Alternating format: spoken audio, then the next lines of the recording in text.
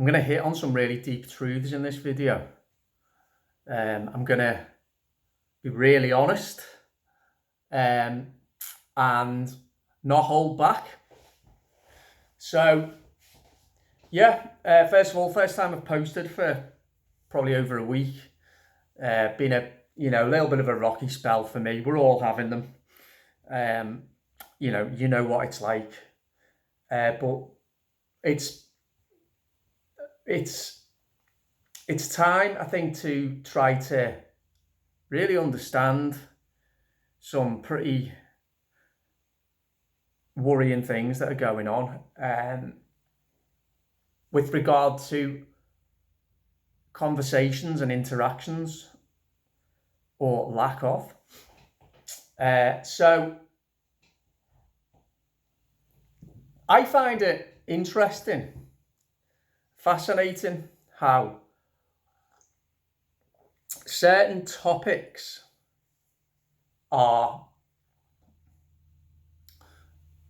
people are comfortable talking about them and others aren't. Others are a complete no-go, completely out of bounds. Now, the general picture with relation to everything that's going on, there are positives and there are negatives. A big positive is that most of the public have woken up to some degree and have some level of awareness that things aren't right.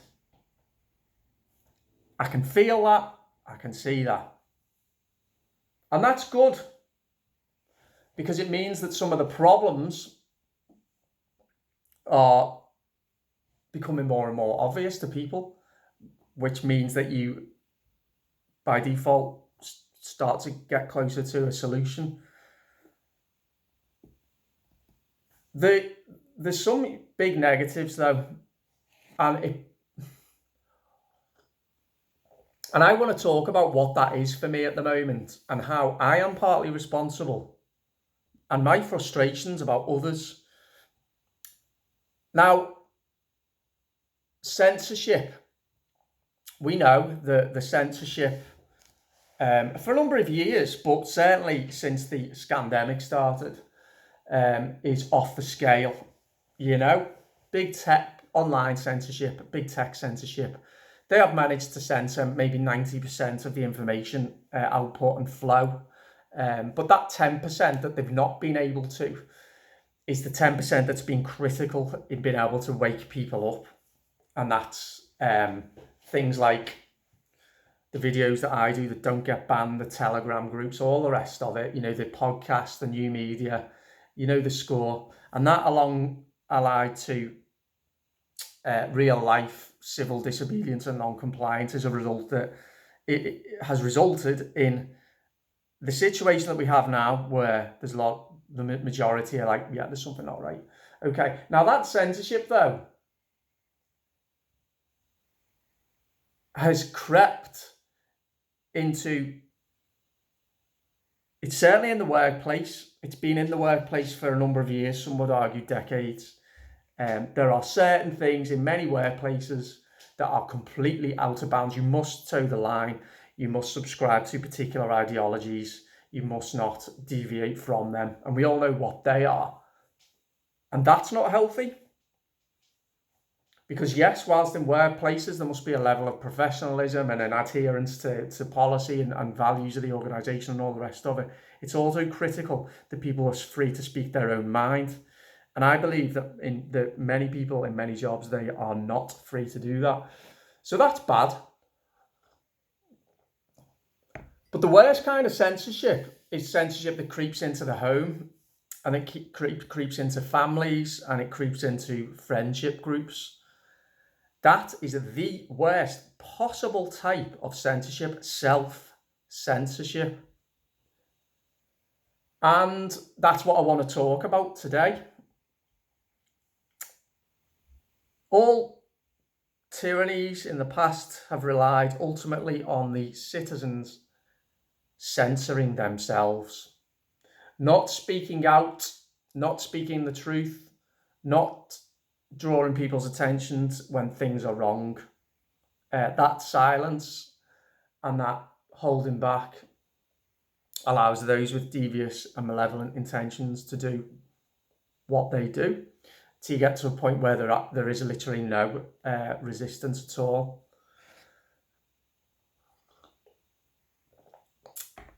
And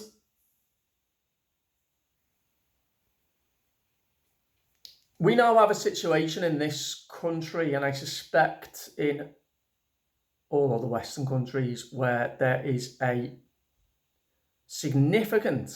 majority of people who will not engage and acknowledge themselves the blatantly obvious things that need to be talked about, but who are not only will stop you from speaking, either by ignoring you or telling you to shut up or saying things like you talk about it too much, but also an element of gaslighting that's going on as well, that I've noticed, particularly quite recently. And I find that deeply, deeply, deeply disturbing. Now, personally for me, I am fed up, I am sick to my back teeth of pussyfooting around people, of holding back, of not saying what I want to say for fear that it upsets other people. And what am I doing in doing that? Well, there's two things that I'm doing. First of all, there's a few things I'm not doing. I'm giving power, unnecessary power, to the people in question. I am not exercising my right to free speech, my God-given right to free speech. And also, by definition then, I am not doing all I can do to bring an end to tyranny, because tyrannies and totalitarian regimes are brought down primarily by one thing, by discussion. That has to happen. People need to be able to speak freely about problems and solutions. If that doesn't happen, nothing else can happen. So I'll give you some examples. Have you noticed now that Boris is a goner? Now, I'll just touch briefly on that. What kind of society is it actually whereby a prime minister is brought down? Not because he's presided over, a extreme socialist regime that has resulted in the seizure of human rights, or the attempted seizure of human rights. Not a prime minister that's presided over the biggest economic catastrophe that the world's ever seen, and a prime minister that has presided over the societal destruction that is beyond the comprehension of many of us, involving deaths and maiming. No, the prime minister wasn't brought down by any of that. He was brought down by the fact that apparently he's the first person in the world to lie, first politician in the world to be corrupt. The Prime Minister, Boris Johnson, who I've got absolutely no time for, who I can't stand. And we have a population. So what's going to happen is there's going to be a general election soon, and I think we'll end up with a Labour government, and whoever is selected, not elected, whoever is selected, by who, will be even more fervent about bringing to fruition the New World Order, which is failing, by the way. Right, so that's the political side of it, the pantomime side of it. Have you noticed how, both in person and maybe on WhatsApp groups, maybe with friends and family, how people are talking freely and openly about this, which is obviously a very good thing. But I find it interesting. There's a lot of jokes going on, a lot of humour, a lot of anger, a lot of discussion about what's going to happen next. That's all good. That needs to happen. Now, but the reason that's happening is because the subsection, I always use the phrase subsection, the subsection of the population who are basically dictating to the rest of us what can and can't be talked about, are comfortable talking about the buffoon and the clown and the corrupt charlatan that is Boris Johnson, because they hate him because of Brexit primarily. So brilliant for them, yeah. Oh, he's been brought down. We can talk about this. What's going to happen next? Great. I'll happily engage in that conversation. But I don't know what the rules are anymore. I literally don't know what the rules are anymore about what can be talked about, when and where, and to what extent we can discuss various subjects. So while people are comfortable talking about that, or they'll talk about Glastonbury and Greta Thunberg and climate change and all the political messaging that went on there, or they'll happily discuss the drawbacks of Trump and certain subjects, Brexit, that will happily be discussed, only from one angle, of course, and very much on a surface level, not really getting to the truth of the matter. Others are absolutely out of bounds. So we now have 2.5 years into this, and I know a lot of people think, oh, it's kind of going back to normal, except the prices are going up and there seems to be a little bit of tension in the air. Yeah, something's not quite right, but at least things are quite normal. Yeah, but 2.5 years into this, and those in the know that it's not over, far from it. Although we're also not near the start anymore. We're somewhere near the middle. We know that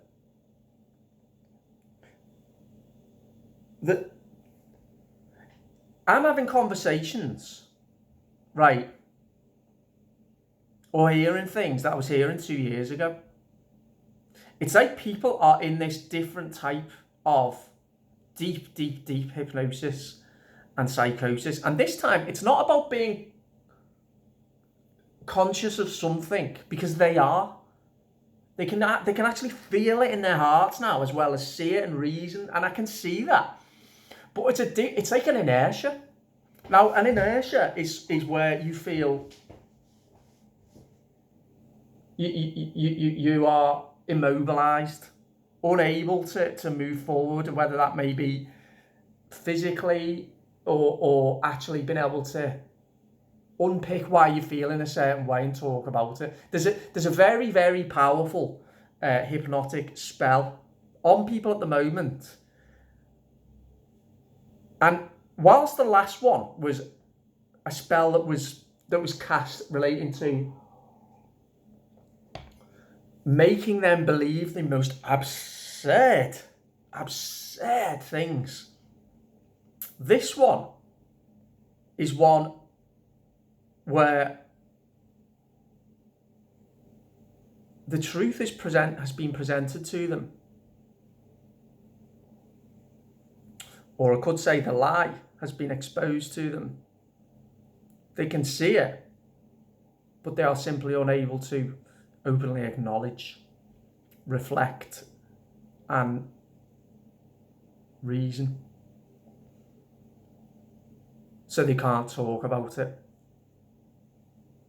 So what they do is they dismiss it, they ignore it, they bury their heads in the sand. And what are we talking about? We're not talking about, we're not talking about a 2008 to 2010 financial crash, which was really bad. We're talking about life and death. We're talking about their lives and their children's lives. And we're talking about what's happened, what they've allowed to happen, and what's going to come. Now, I say we're talking about, because I want to bring it to the next point now, is that because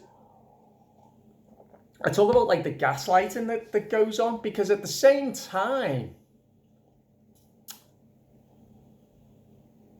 you get the distinct impression, it's actual, this is happening, where we continue to be told that we're going on about this all the time, which is simply, returning from my perspective, not true. I've made a purposeful effort over the last 3, 4, 5 months to take a step back from engaging with people in person and on WhatsApp groups, to just kind of like leave them to see whether they'll maybe start to acknowledge and open up a little bit themselves, and it's just not happened. Meantime, all that self-censorship that I've been doing, which I am deeply resentful about for the reasons that I've talked about previously in this video, the frustrations really start to build. And occasionally it'll spill over and you'll say something that you regret. We're only human, aren't we? Let's remember that what is at the apex of this, what's at the core of this, is our society, our lives, our future, the future of our children. I don't even have kids, me and Sarah don't. I've said this on many occasions. And being met with such continuing apathy, and what I perceive as real lack of care and engagement in society's huge problems. Something happened. I've done videos about this previously. Something happened in 2016 with the Brexit and Trump elections where people were just put under a spell. And it's almost as if conversation, which was already dying, the art of conversation was dying. We don't live in an age of conversation. Conversation just ceased, or meaningful, insightful, balanced conversation ceased. I am a conversationalist, right? I like to have conversations about all kinds of things. And I've always been quite a reserved and very diplomatic person. I've always tried to see both sides of any argument, of any debate. And what frustrates me is that we all know that sometimes it's the people we least expected in our lives to be the lions, and the ones that we thought would step up have been the cowards. But the lions and the people who've actually stepped up and done something, many of them quiet people, quiet, reserved, kept themselves, but something has just clicked and they've got that fire burning inside them that has just been stoked and turned into a raging inferno. As we realise that what we are representing and what we are fighting for and fighting against is the most crucial fight that human civilization has ever taken on. So it's no surprise that we sometimes emotions will spill over. You might deliver a message in the wrong way. You might regret what you've said. But when you're being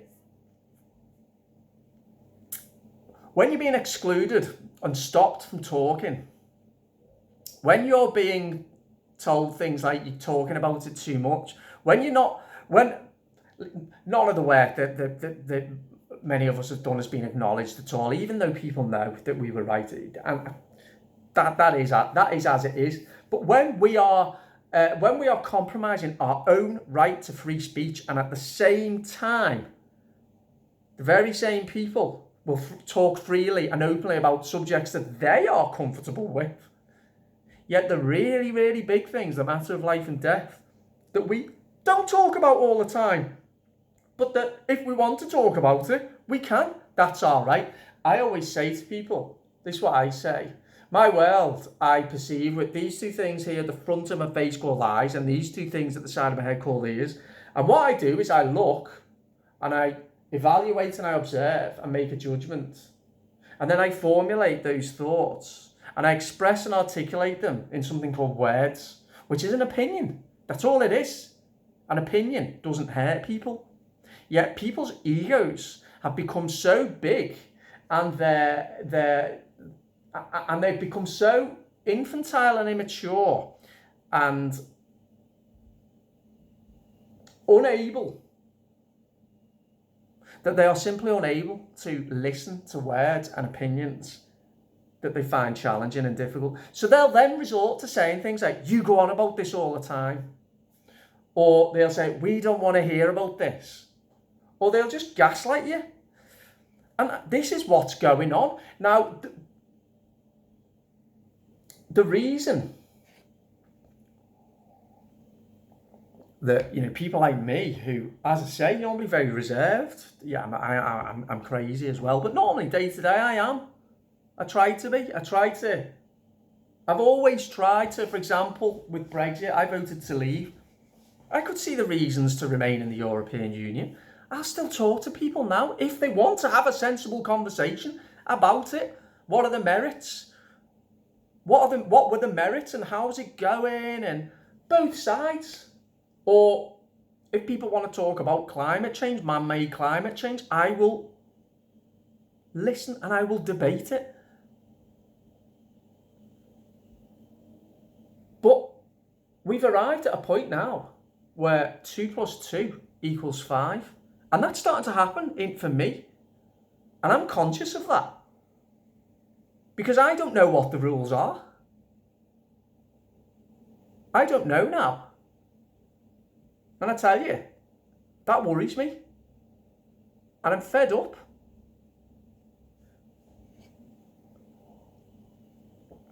A society that doesn't participate in discussion about its problems is ultimately doomed to fail. Now, ours isn't going to. Ours is going to be all right because despite everything I've said there are many. There's a snowball of momentum now that we're seeing right across the world. And you only ever need a minority of people to be well organised enough. And that is starting to happen to change things. That's starting to happen. Add that to the fact that more and more people are struggling financially and it's opening up more eyes.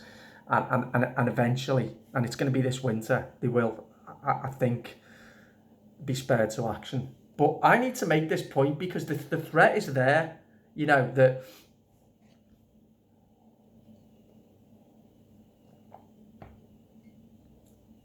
threat has not been eliminated. Far from it. And more to the point,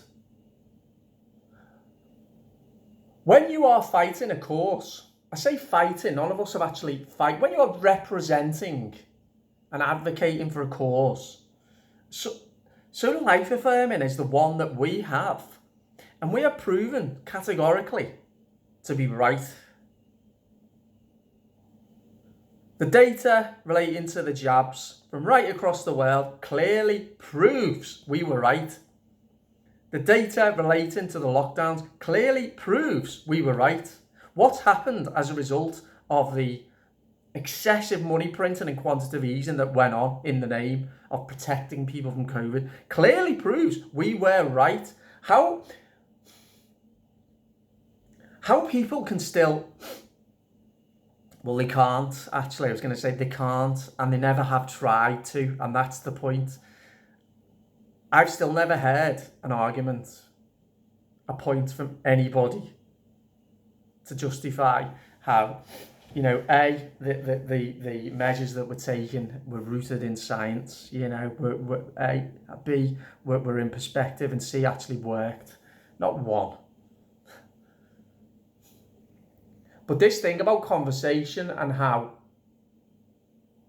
I wanted to get your opinions.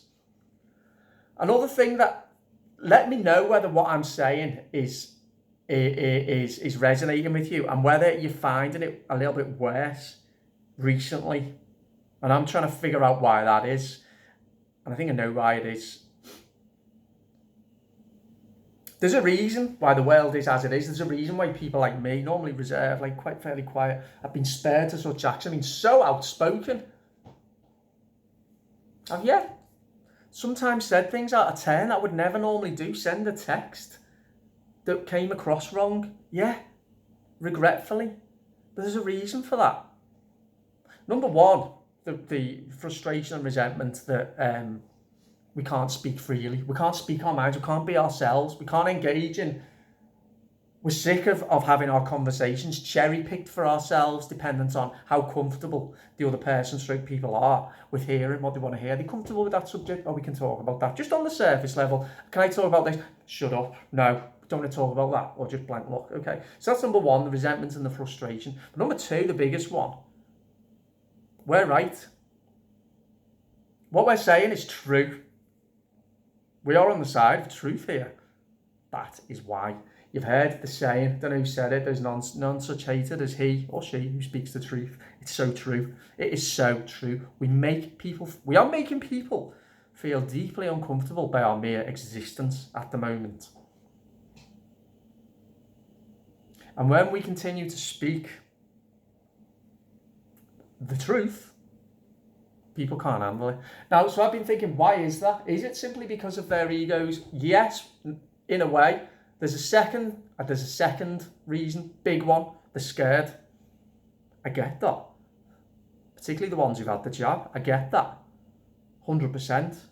But welcome to the club. We're all scared. Some of us have been scared for years. Some of us have been scared for a long time. We're dealing with it though. Deal with it. Grow up. Grow a backbone. Reflect. Maybe say thanks. That'd be nice. If it wasn't for us, we would now be living in a full-on totalitarian nightmare. People understand that now. They know that. They know that it was we that stopped that. They know. And partly through their ego, and partly through the fact that they're very scared.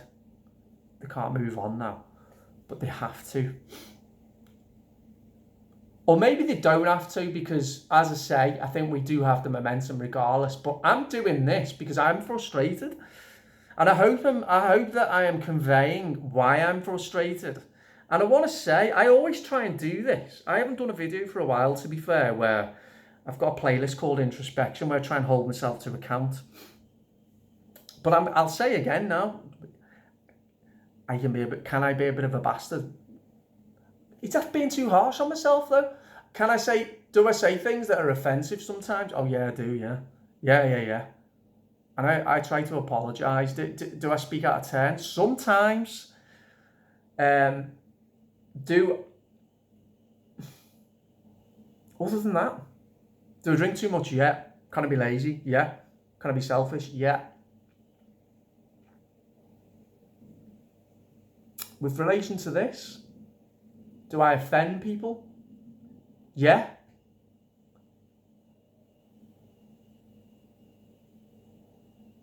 Do I sometimes look back and think I could have communicated that differently? Well, yes. But I've been trying for years, really, to have sensible, honest, balanced conversations with people. And as time goes on, it's becoming more and more difficult to get that. And you see how large aspects of societies where their values still, security, materialism, money. Still, even in the midst of this. And then you add the gaslighting to that. And then you add the fact that what we're actually doing here is it's not for ourselves. It's not for us. It's for the world. It's for society. It's for the next generation. Yet still to be met with the apathy and the lack of respect in many ways, and